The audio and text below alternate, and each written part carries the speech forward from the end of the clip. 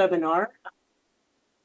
I am Allison Deviney. I am helping with InterReach leadership, and so I get to moderate today's session. I want to remind, for those of you who are new or maybe haven't joined us in a while, the purpose of InterReach is a dual mission. We bring people together to make cross-disciplinary problem solving possible, and we share practices, tools, and ideas for strengthening this work and for building clear, sustainable career paths for boundary-spanning roles. And our community focuses on two things: developing the profession by making the case for the value of InterReach professionals to establish training and career pathways, and professional development, which is to provide training and education for InterReach professionals, the team scientists they serve, and the students in the pipeline for either of those paths. So, this webinar series for 25-26 is celebrating the I2 Insights blog, or Integration and Implementation Insights. And this is a community blog and repository of resources hosted by Gabrielle Bammer and Peter Dean of the Australian National University. I2 Insights shares ideas and tools for integration and implementation. They help formalize integrative skill sets and advance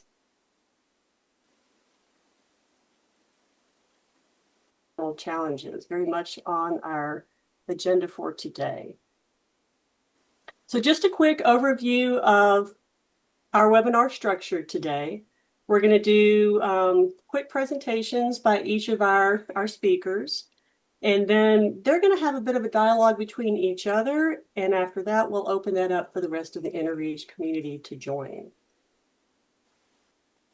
So this particular session is titled Insights on Systems and Complexity Methods Navigating Uncertainty and Shaping, or we might think of it as Influencing Change.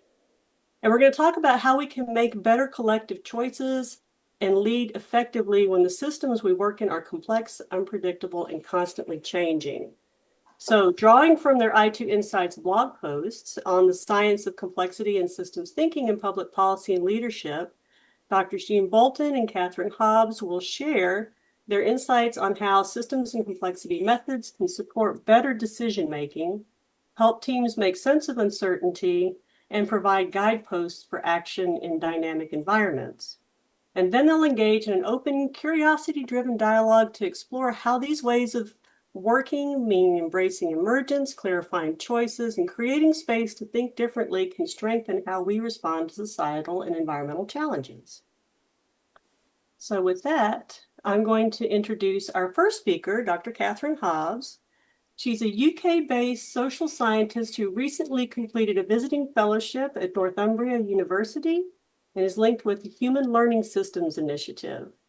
And following research in academia in Birmingham and Loughborough, I hope I said that correctly, universities, and a local government career in transport strategy and business planning, she completed her doctoral research, PhD in systems science in 2016 about complexity, local governance, and systemic leadership.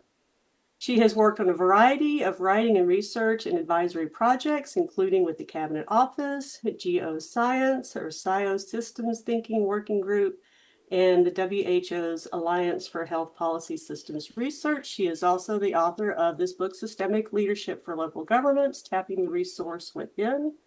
And Cathy, I'm going to hand that over to you. Thank you very much, Alison, and it's very nice to be here. It sounds like a lot of you have got quite a bit of snow out there today. So I'm very honoured to have been invited to this 10-year celebration of the I2 Insights blog. The title of my talk is a question: what matters? I see this as a valuable entry point to appreciating the need to be more systemic in our thinking. So as an introduction, I'd just like to clarify my own tendencies. I have a background in psychology. All of our perceptions of the world are through psychology. I have an underlying ethos of connectivity and dynamism, combined with a real nagging sense of untapped human potential. I believe that complexity is the marvellous way the world is. Complexity is not to be conquered, and my research has been within an ontology of complexity. I'm a great fan of Edgar Morin's comparison between restricted and general complexity, identifying with general complexity. To me, Morin's standout quote is, "Our aptitude for separating is overdeveloped, and our aptitude for connecting is underdeveloped." I think along the lines of acquiring a 21st century skill set rather than applying toolkits.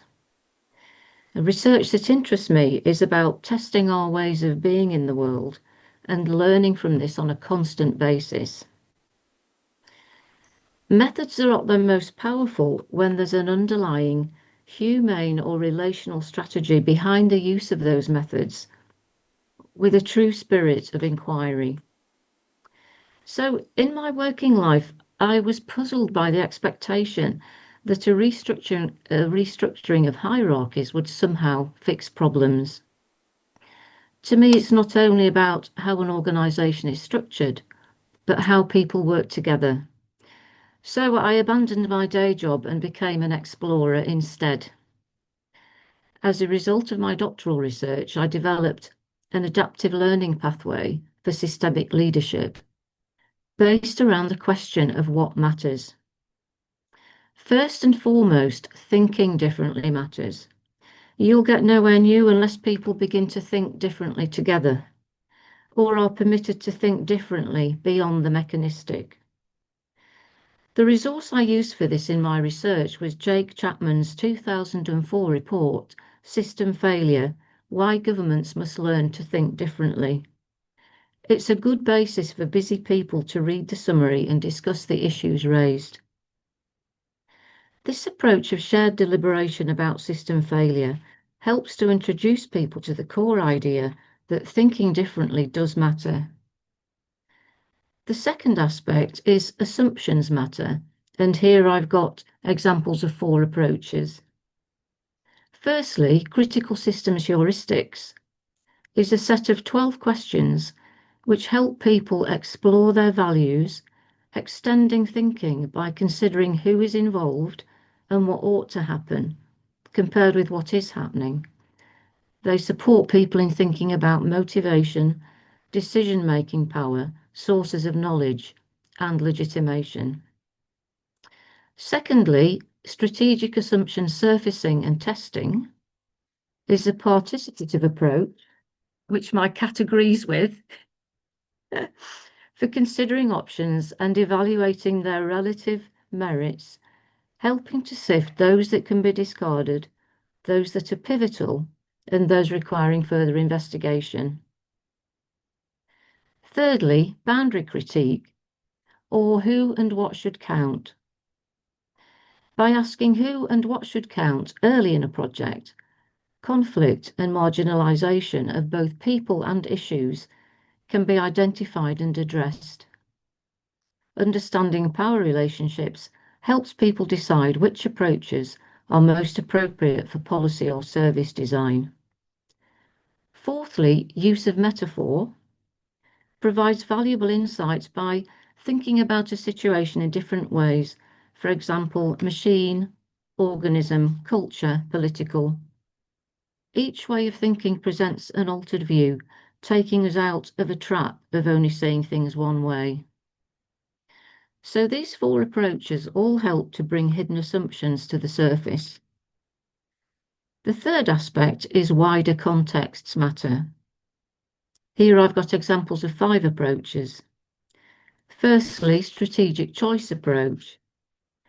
Accepting that complex decisions are interconnected and change through time, there are different levels and types of uncertainty around guiding values, the working environment, and broader perspectives. This approach considers which decisions can be made immediately, which can be made in the future, and also the actions required to guide future decision making. Secondly, causal loop mapping is part of the system dynamics approach, helping to understand key interconnections of a situation or problem, the consequences of delay, and the role of feedback, providing a clearer position to discuss and improve the situation and help avoid unintended consequences. Thirdly, the viable system model is a method for diagnosing problems of structure and communications within and between organisations and their dynamic working environment to enhance effectiveness and efficiency. In effect, it helps to create and maintain an adaptive state of organisation. Fourthly, the Cynefin framework, which is spelt Cynefin, is a sense-making framework where consideration is given to whether a situation is simple, more recently called clear or obvious, complicated, complex, or chaotic. This helps leaders to understand their challenges and make decisions about responses within an appropriate context. Fifthly, fitness landscapes helps to understand that complex systems need to constantly adapt and learn through time in order to remain as fit as possible despite changing circumstances. These 5 approaches all help us to consider the wider dynamic context of our routine habits. The fourth aspect is people matter. Here I've got examples of 4 approaches. Firstly, changing conversations. This approach accepts the importance of everyday conversational life in organisations, working with uncertainty and creativity. It helps to act with intention into the unknowable. Secondly, soft systems methodology is a participative approach that helps learning about different viewpoints, generating mutual understanding about purpose, and helping to accommodate differences so that actions can be agreed. Thirdly, interactive planning is a participative approach to generate desirable, creative but still practically feasible policy options, which is then used as a basis for action planning. Fourthly, community operational research is a field that works in the service of community development via meaningful community engagement, using different techniques to improve the issues that matter to local communities in the spirit of co-design and co-production. So these 4 approaches all help to put people and relationships centre stage. The 5th aspect is lean and vanguard. Systemic effectiveness matters. This can help organisations change from a command and control style to more of a systems approach, with the design and management of work being centred around the customer, aiming to eliminate waste and add value, focusing on systemic effectiveness. These 15 approaches are examples that can help to begin to address what I would call a societal attention deficit. There are other approaches. Different approaches will appeal to different people. It's not a set piece or a competition. But if some of these are utilised, this could help restore our aptitude for connecting. So I've grouped what matters into the practices of thinking differently, addressing assumptions, thinking of wider contexts, engaging people, and expanding towards systemic effectiveness. I then developed a set of 5 operational principles that sit upstream of and align with what matters, stretching across between theory and practice. These 5 operational principles are collaborative learning, critical appraisal, dynamic diagnostic, participation, and clarity of purpose. So all this combined would in effect create my 5 guideposts. The societal attention deficit could be attended to by thinking differently through collaborative learning, being more aware of our assumptions through critical appraisal, thinking of a wider context through always applying a sense of dynamic diagnostic, engaging people through participation, and aiming for systemic effectiveness through clarity of purpose. What we are talking and thinking about is profoundly important. What's in question is our evolutionary capacity. There are benefits to habit and routine, benefits of disciplinary specialisms, but there is an inherent danger when habit becomes a refuge from adaptability. This is a rich hunting ground for research simply by changing the pattern of relationships and alliances, thus unearthing untapped human potential. In conclusion, using tools can sometimes be superficial and restricted. We need to move upstream of that to understand sources of thinking and being, knowing and not knowing. Ask questions. Wear your authentic badges of uncertainty, imperfection, messiness, and insatiable curiosity with pride. By doing that, you're opening up a space for new possibilities to emerge. Finally, as I've prepared this talk, I've thought a lot about foregrounding intentionality, defined as relating to the mind's capacity to direct itself towards objects and states of affairs. I would describe acquiring knowledge about a variety of approaches as a mega skill set of intentionality for society to both foreground and acquire. This relates to our collective ability to be more able to address complex priorities in a complex world through expanding systemic literacy. General reading around complexity, a variety of systems thinking approaches, and operational research is an excellent foundation to inform progress in action research or team science that helps to work across and beyond disciplinary boundaries. Retaining variety is key. What are the most important realities facing humankind now? Noam Chomsky, at a presentation at the University of Hull in 2021, referred to the deterioration of the possibility of rational discussion and debate, also pointing out that epistemological universes see different facts. All the approaches I've summarised brutally today facilitate such discussions and thus provide armour against that core problem of vulnerability that's created by the societal attention deficit. So here's to the next 10 years of the wonderfully attentive I2S blog community. Thanks very much, and I'll pass back to Alison now. Thank you so much for that in-depth peek into how to think differently about systems. It's really interesting. I'm going to drop a link to some of Dr. Hobbs' blog posts in the chat for you as well from our I2 Insights. And now, I'll try to share my screen again. I'd like to introduce our second guest today. This is Dr. Jean Boulton.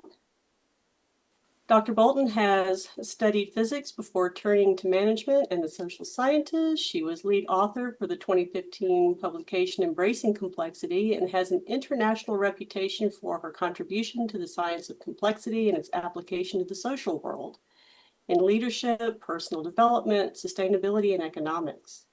She is keenly interested in global futures and transformational change, engages in local politics and place-based initiates, and links to this personal cultivation and the centrality of relationships.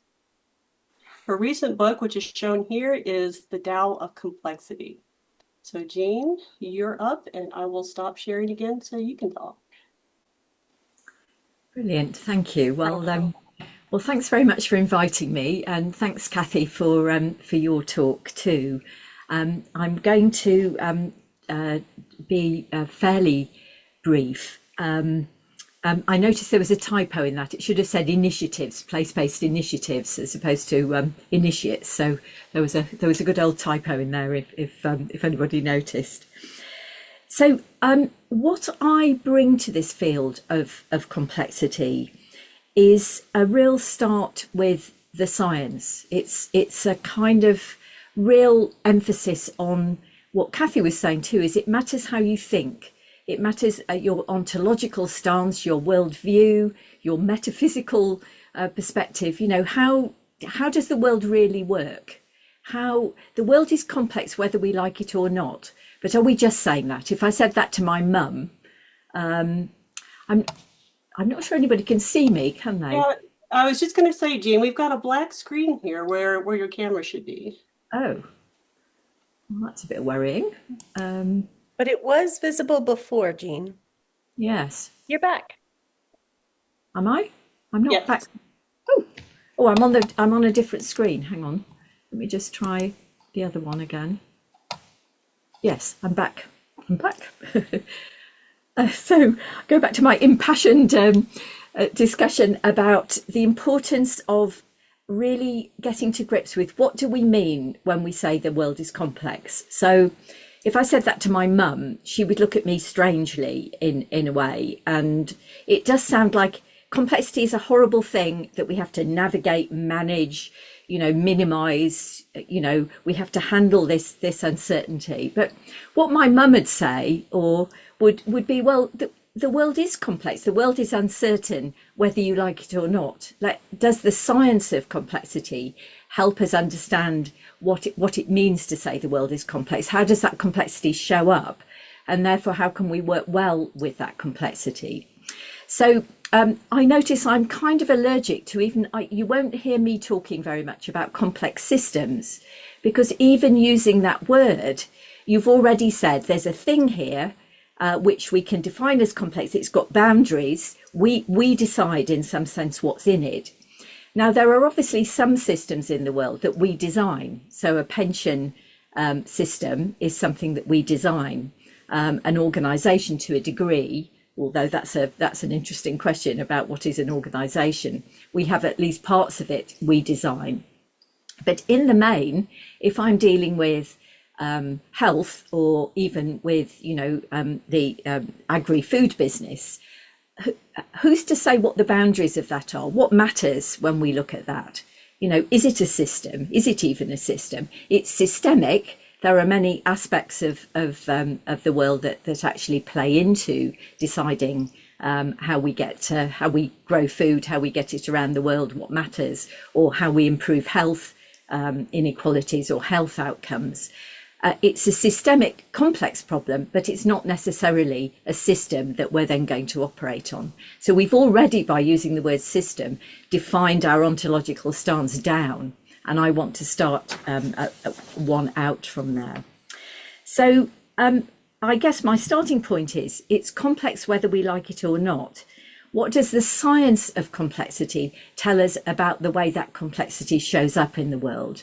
So my starting point was being introduced to the work of Ilya Prigogine, a theoretical physical chemist who was interested and got the Nobel Prize for his work, looking at the way patterns emerge in certain situations in liquids where things are open to their wider environment. There's the biologists who were looking at, you know, how do organisms form? How do they become stable? How do they unravel? What does collapse mean? And there are a number of social scientists like Edgar Morin that Cathy has mentioned, and people like Ralph Stacey and Paul Cilliers, who are social scientists, but in a sense start with the mud,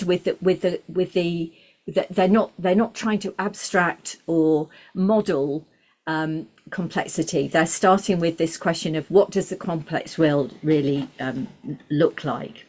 So what's my answer to that then? What does the complex world look like? And I guess there's a focus on recognizing that things are usefully diverse. We work we're people in the social world who are interacting in complex ways, in relational ways. There's a diversity in our situations. Boundaries are open and not necessarily clear. And what happens in those situations is that there's the potential for patterning. So patterns of relationships may emerge, sustain, and ultimately dissolve. So there's a kind of core idea about patterning, about emergence, and about this kind of dynamic that Cathy talked around as well, that we've got to keep saying, as Jean said, is not so much what is, but the idea that things are always becoming, and that some of that movement and interrelationships is what in a sense creates stability. So the self-regulating processes require movement and interaction in order to actually self-regulate and become stable. So there's obviously a lot I could say there, but that's what I'm saying. It's like, for me, working with organisations is I want to try and explore and discuss with people, what does it really mean to say the world is complex? If I said to you, if we used your family as an example, you know, would you regard your family as something with defined boundaries? What happens if grandma comes to stay? Is the cat part of it? Obviously, in Cathy's house it is. You know, how do things sustain? Are there some families that have quite stable ways of doing things? You know, if dad isn't there, mum cooks the tea, or the elder sister is. If grandma comes to stay, people can cope. The ways of doing things are relatively stable. In other families, that's not true. And that's the same in an organisation, and it's the same in the wider context when we start looking at regions and societies. So that's what I'm trying to explore with people. And I think, to say something contentious, I don't tend to develop methods. The methods bit, there's plenty of methods. What matters is the attitude with which you use methods. So, for example, if you're going to develop a strategy, what methods might you use? Well, my starting point would be more to do with, well, what's the context in which you're actually implementing your strategy? What's your organisation like? What's the marketplace like? Are there competition? Is it fast changing? Is it actually quite stuck and fixed? Those kind of ideas, and how the view of the science of complexity shows up and allows you to understand that is the starting point before you ever get into methods. And for many strategists and for many leaders in organizations, I find that when I say to them, well, you're going to use the method you've got. We're not going to even think about methods. You've got a strategic planning process. We're going to use that. But with the complexity of the world in mind, what would you do differently? Then I'm looking for them to say things like, well, we'd review it more often. We would have many stakeholders to gain a broader perspective on what's really going on there. We would be looking for signs of unravelling or emergence or new opportunities, and not just see strategy as something that we kind of do and then hand over to somebody else to implement. And that change in attitude and perspective of handling complexity is, to my mind, is I would go so far as to say it's more important than methods, because if you use methods but with an old mindset, with a mechanical mindset, nothing really changes. So that's my kind of contribution and insight into this. So I think I'm going to stop there. There's obviously lots to say, but it's kind of like, it's ontology stupid is what I would say. Think about the way the world is. Start there, and that if you can work with people to actually see uncertainty as natural, as generative, as a source of creativity, as normal. You know, it's like whoever said that the world wasn't going to be uncertain and complex. That is the mind shift that allows us to work better in the world. So I'm going to stop there. So yeah. Sorry. Thanks, Jean. Just wanting to pick up on that, really, that it's this issue of what you perceive to be a method. I think all of these are different approaches to help people think differently. So I think what we're both emphasizing is the need to think differently in the first place, and we are both very much in agreement that complexity is the way the world is. And it's something to be grasped and enjoyed and worked with. And that will guide us to be much more effective. But the trouble is that the world has, but we have constructed all these compartments of human endeavour that aren't they don't function in the real world in compartments. So we've got to somehow think more connectively. So it is about becoming, it's about how dynamic everything is, it's about how connected everything is. And a lot of things people aren't comfortable talking about unless some form of method or approach can help direct their thinking that way. Are we saying one and the same thing? I don't know. No, not quite. I think people love methods. There is a sort of for many people, complexity is about epistemology. It's about ways of knowing, and then how do you engage, and that's what people want. I hold people back from there through asking questions. So in that sense, I'm not saying there's anything wrong with the methods, and I do work with organisations and use methods, but in the main, I think that the real movement is to help people work in a more right brain way, is to ask different questions. So, for example, one of my methods, if you want to call it that, would be to say to people, hands up who's been involved in strategy development. Keep your hand up if your strategy's gone to plan. So, one or two people keep their hands up, most people put their hand down. And then I say, well, what stopped it going to plan? Then they'd express to me the complexity of the world. Things changed, there were new competition, we had a pandemic, we didn't understand that the economy wasn't that stable. They tell me all those things. So they define the complexity of the world. And I find that it's almost like it's a cognitive allowing of letting people move towards a more right brain, inclusive, subjective, intuitive, qualitative way.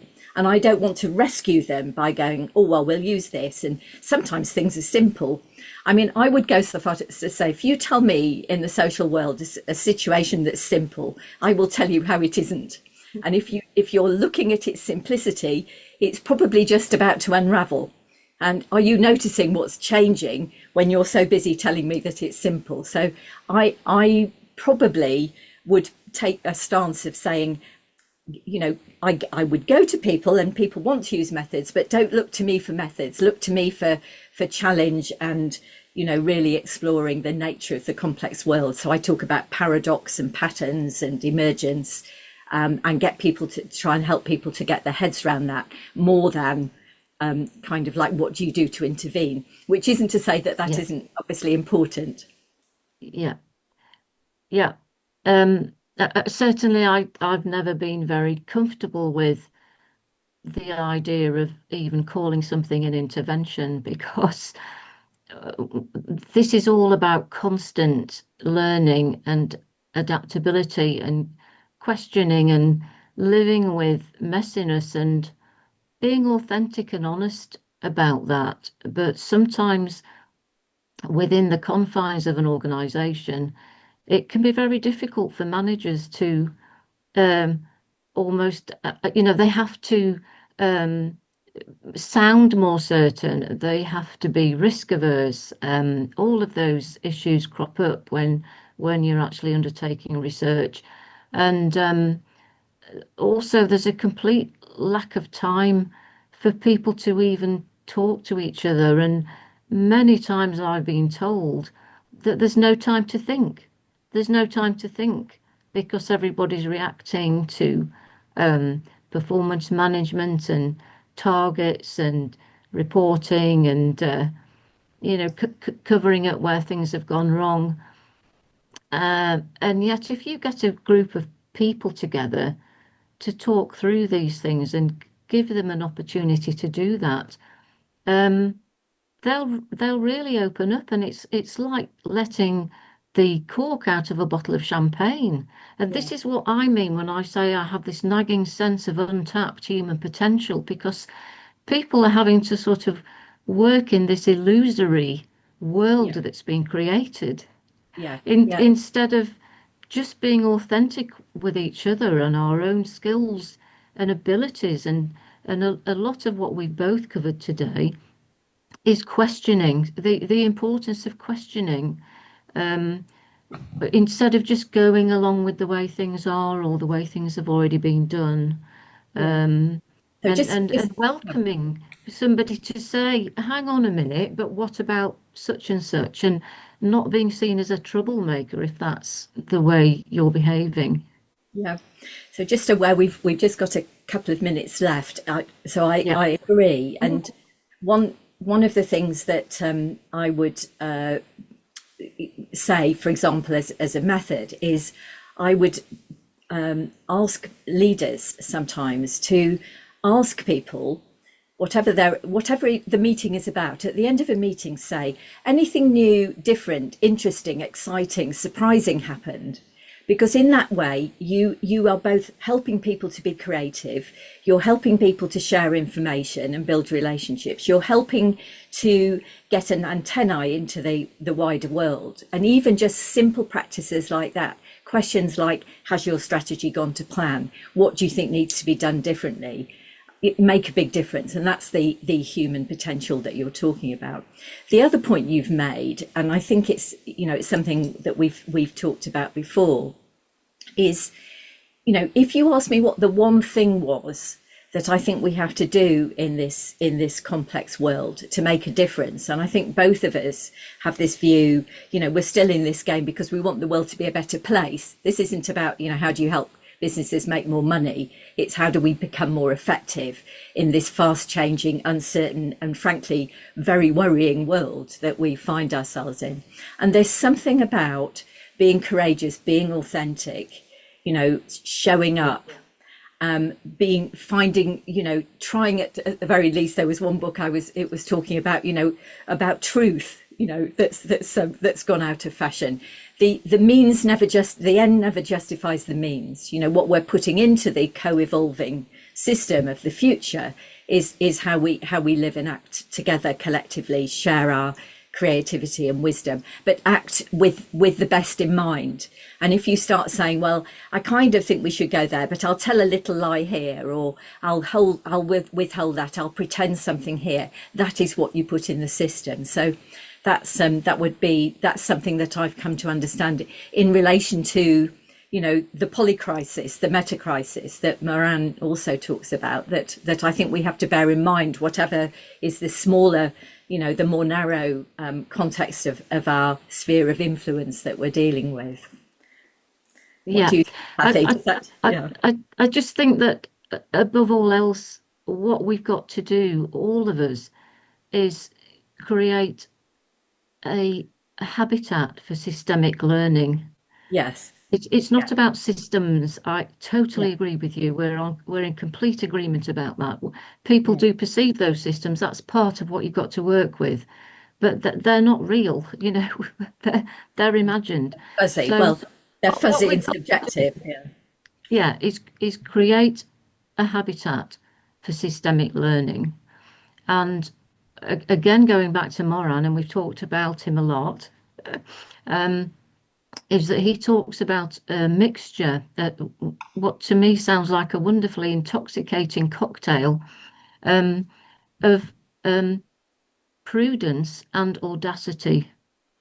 And I think it's that sort of mixture of prudence and audacity that's going to get us through all of this.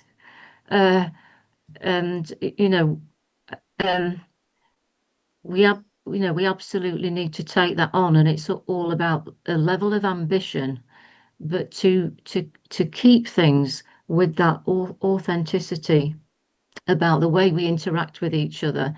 And a lot of people have been stripped of that. That's something that needs really sorting out. And also, just to add, it isn't authenticity at the point of not listening, being rude, putting people down. There's a phrase that another French philosopher called Chantal Mouffe uses, which is this idea of agonistic dissent. In other words, how can we disagree, but in a way that's respectful, relational, looks for why the person is seeing things differently than you, rather than I'm right, you're wrong. And one of the sad things about the whole systems complexity community is that it sometimes fragments into whose method is best and whose approach is right, and wars between different schools of thought. We have to we have to be able to disagree, but work together in a constructive way and have respect for each other in the way that we work. So marvelous. Yeah. Well, that's probably handing back to you, Alison. So.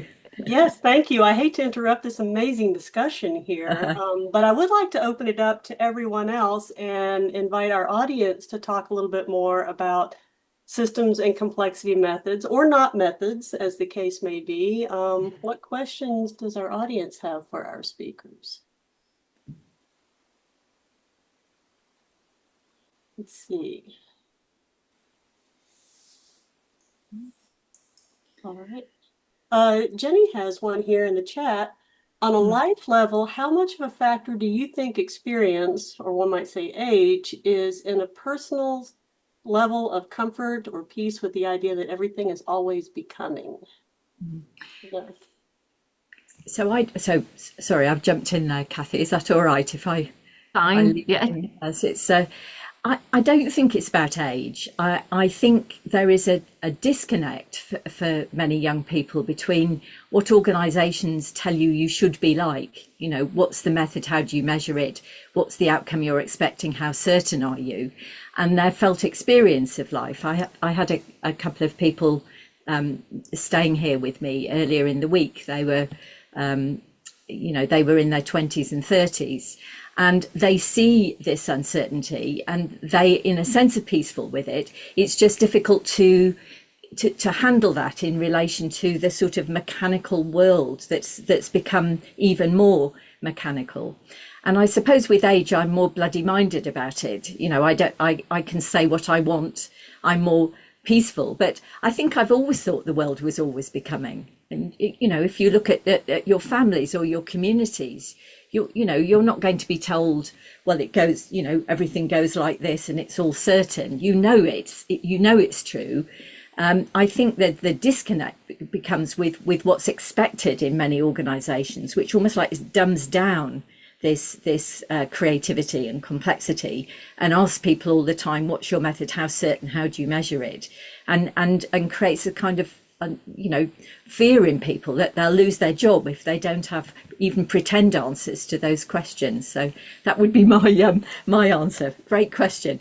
How about you, Cathy? What would you say? Yeah, I would agree too. That, I mean, to my mind, I think a lot of this idea that everything is always becoming is almost like a more natural thing for young people to understand, and they probably have it beaten out of them by the way they have to behave to earn a living and conform. And so I think amongst us, shall we say, more mature people, there are those of us who've not wanted to conform, and we've thought, no, we don't want to be part of the problem. We want to be those explorers who are trying to seek better ways. So maybe, and there'll be those older people who have been quite happy to conform. So I think you get more of a split with age. And I think perhaps the younger people, it will be much more natural for them to understand. And let's not beat it out of them, let's encourage it. Yeah. I agree. Good answer. Fantastic. All right. Does anyone else have any questions? Well, while you're thinking, I actually have one. I actually have a million questions, but one in particular, Cathy, you said something about how there's no time to think and everyone is always just reacting. And I'm wondering, how do each of you think about ways that we could approach complexity and the dynamics of it more proactively? Are there ways that we can be thinking about these systems and these relationships and not be as reactive to them? Cathy, shall I Well, let certainly, yeah. Are you you go okay with first? me starting with this Of one, course, Jean? yeah. Yeah, I mean, in my workplace,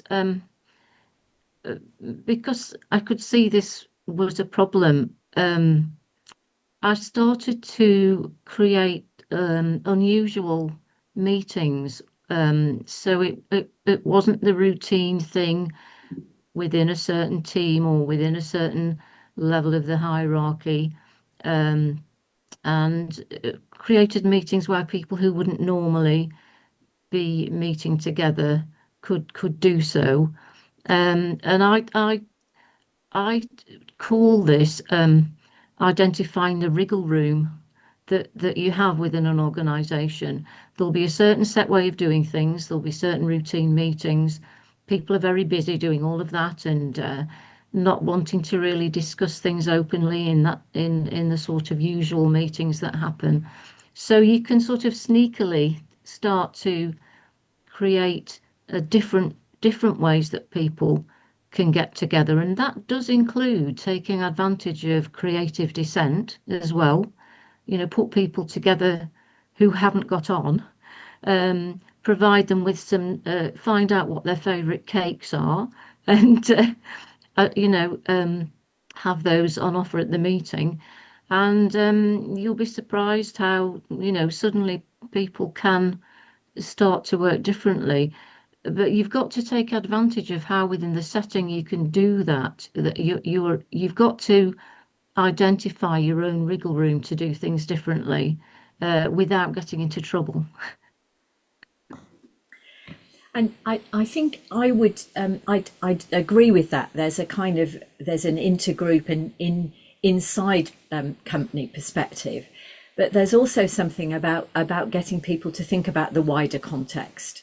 So having said I never, I'm against methods, one of the things I do with organisations is to try and get them to map and think about the much wider context. So if we were talking about, how do you improve health outcomes in the northeast of England, let's say, then we would talk about hospitals and the public health initiatives, but we talk about housing and inequality and climate and food supplies and all those kind of wider things. So I would keep taking a group wider. Yes, but what's outside that? And I would also be taking them backwards and forwards. In other words, where have these things come from? Are these cultural norms? Are they kind of fixed in stone? Are they very embedded? Where have they come from? But also this idea of, do we even notice what's emerging? So we're so used to being told to think and analyse and prove and show and demonstrate that the actual task of saying, do we even notice when things go well? Or that things are emerging in the wider context. How many times in an organisation have you seen initiatives killed because they didn't quite fit? And we've killed the very things that were finding something new and radical that was working. So I think that kind of appraising, I call it kind of apprehending the wider context. There's a difference between mapping all this complexity and then looking for patterns and opportunities and stability and dissolvings, then deciding what to do. It isn't like you have to do everything about it all, but having seen that, it's sometimes called the simplicity that comes on the other side of complexity, where if you look at the whole thing, you start saying, that would work. There's a good starting point. So that's what I would add to what Cathy was saying, with also agreeing that that sort of inside stuff is important too. I love that. I think that's fantastic advice. All right. I don't know why my hand was raised. That was weird. Does anyone else have any questions? And also maybe just say to the audience, is this naive? Do you recognise this? Just sort of chat a bit in chat. Are you thinking, gosh, these people are all bonkers. They don't live in my world, or I wish it was like that where I am. Or is this helpful? Just perhaps that would be lovely to know. Absolutely. Keenan, go right ahead. Yeah, sort of on the heels of what you just brought up, Jean. I'm going to try to string together about three different things. So one is this idea and observation over time that large organizations will often hire consultants, and that's the old methodology. But when it gets too close to the core of making actual changes, there's a turnover and you bring in the next consultancy versus these change processes that are somewhat radical in current thinking, but are becoming more and more common, like theater of the oppressed, and then some of the other embodied cognitions that you've touched on a bit. Certainly, um, Catherine, you did.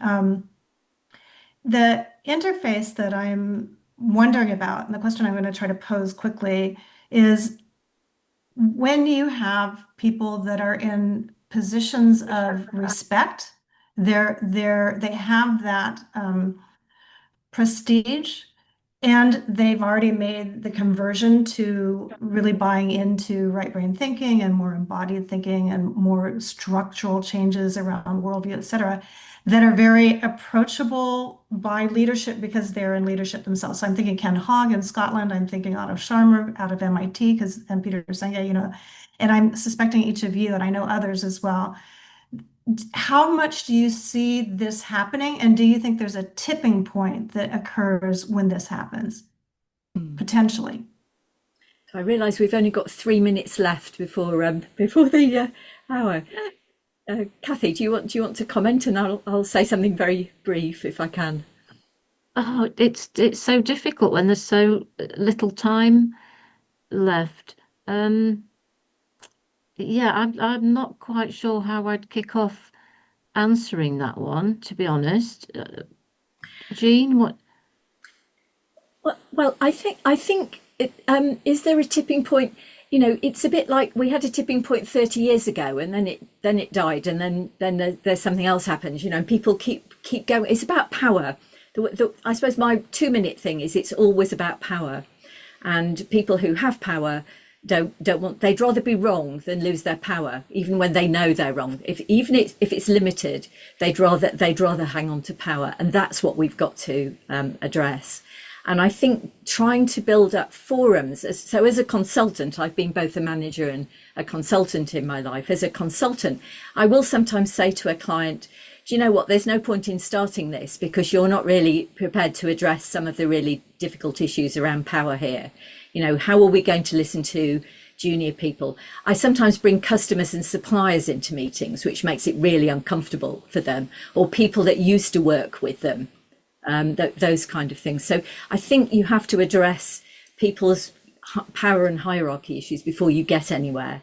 And then, as you say, they throw out one lot of consultants. But I try and throw myself out. I kind of say, I'm not for you. I think I'm going to be too challenging. I don't think you want to hear this. Then they start to listen. So that would be my 30-second answer is it's all about power. And how do you, as a consultant, address that issue? Because some of the theory U stuff and the things you're talking about, really exciting. My edge, my next edge is about that inner outer, that really that really ephemeral unconscious sense of what's going on. I think we need to make more explicit. I love it, but people we seem to go through these processes of never allowing that in, or it's allowed in for a bit and then it goes away again. So not a solution, but a reflection. Kenan, great question. Could I just say that these conceptions of power, there are so many different forms of power, and we often talk about it almost negatively, whereas I feel that we are experiencing a real blossoming in the growth of sort of horizontal power. So we've had many years of top down versus bottom up, and now it's much more about that networking, the working outwards and horizontally, and people find their own allies to work with.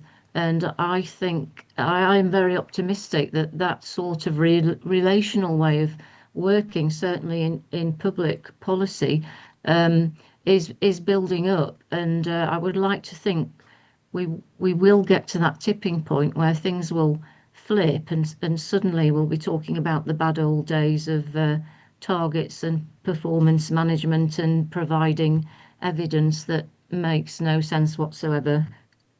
Absolutely. Well, thank you both. Let's give our guest speakers a round of applause. We really appreciate your time and your insights from the I2 Insights blog.